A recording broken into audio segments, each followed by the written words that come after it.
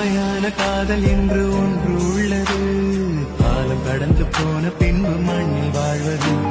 காலம் எந்த கைப்பிடிக்குள் மாட்டிக்கொண்டது. காதல் என்னை விட்டு விட்டு எங்கு சென்றது. கடவுள் வந்து பூமி மீது வாழும் போதிலும் காதல் தோல்வியாகும் போது சாக தோன்றிடும். காதல் இன்றி பூமி மீது வாழ நேர்ந்திடும். கொஞ்ச நேரம் கூட நரகம் போல மாறிடும்.